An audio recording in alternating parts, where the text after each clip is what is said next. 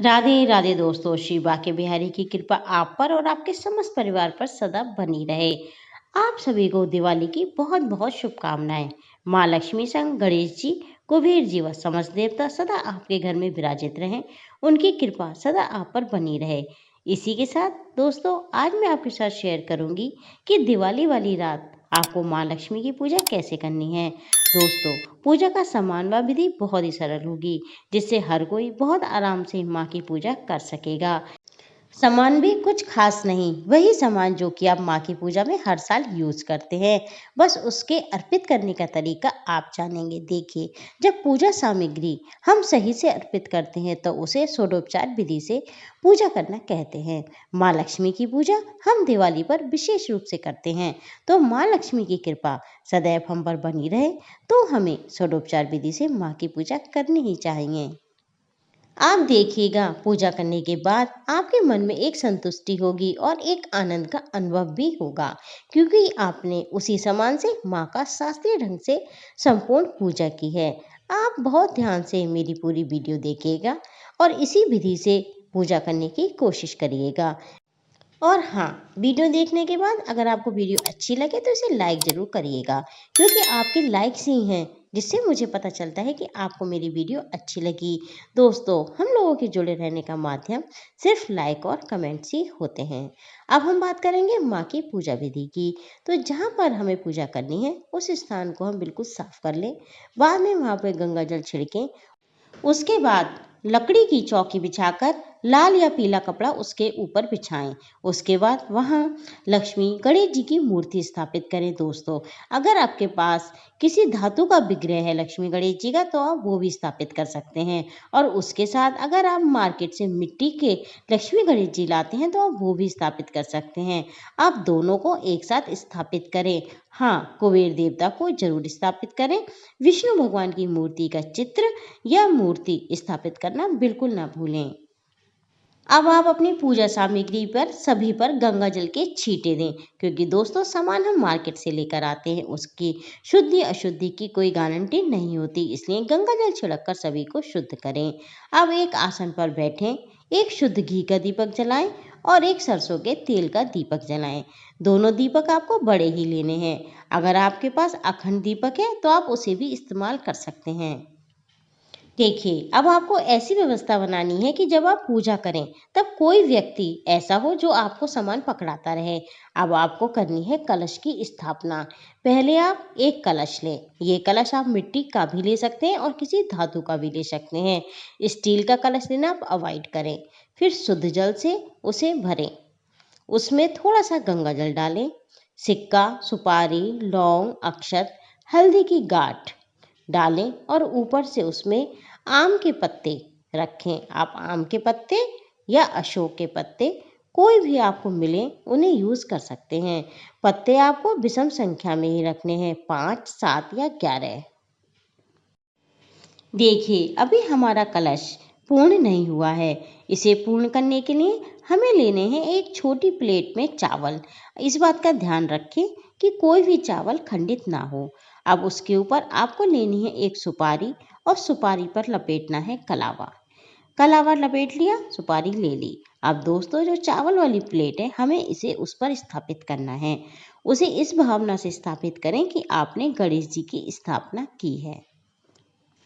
अब आपका कलश पूर्ण हो गया। अब आप धूप से, दीप से गणेश जी का पूजन करें, पुष्प चढ़ाएं। उसी प्रकार आपको कलश देवता का भी पूजन करना है।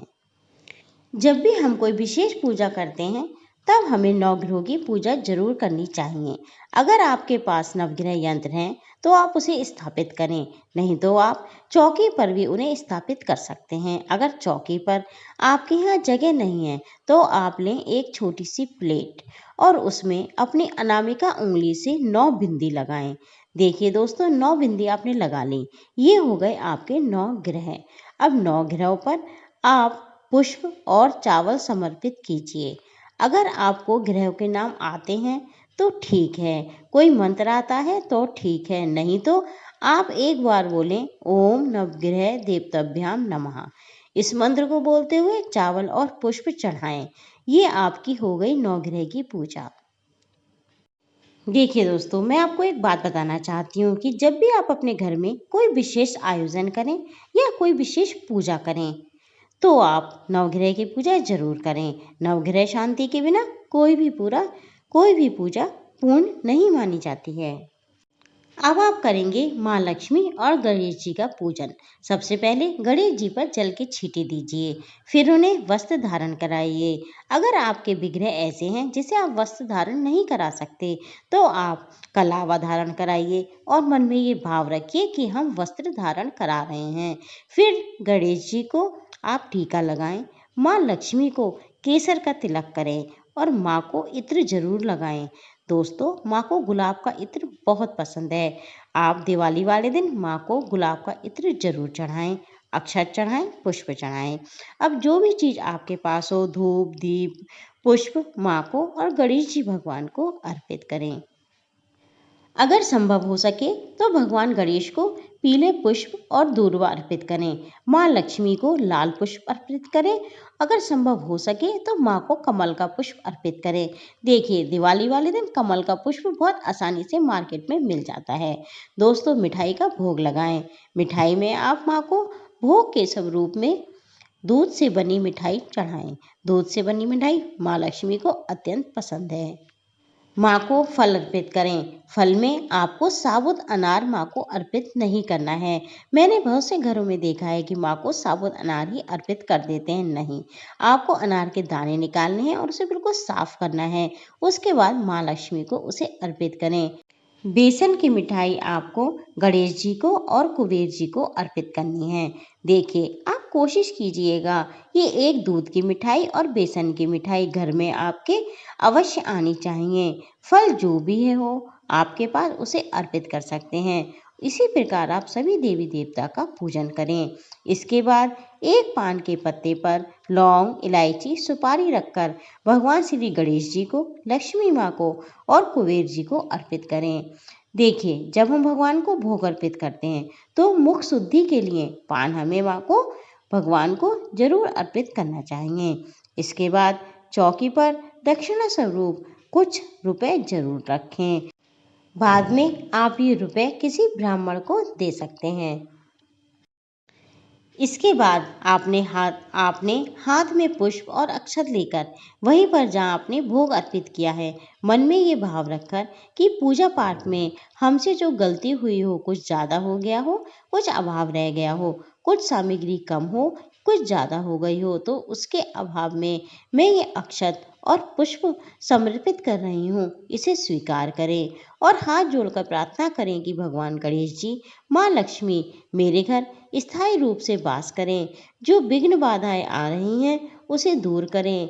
मेरे जीवन में सुख, समृद्धि और शांति प्रदान करें। इसी प्रकार माँ लक्ष्मी से प्रार्थना करें कि माँ, आप श्री हरि विष्णु के साथ मेरे घर स्थायी रूप से वास करें, मेरी पूजा स्वीकार करें और मुझसे जो भी गलती हुई हो माँ, उसे क्षमा करें। आप मुझ पर प्रसन्न रहें। अब आपने जो भी भगवान चौकी पर स्थापित कर रखे हैं उन सभी का पूजन करें।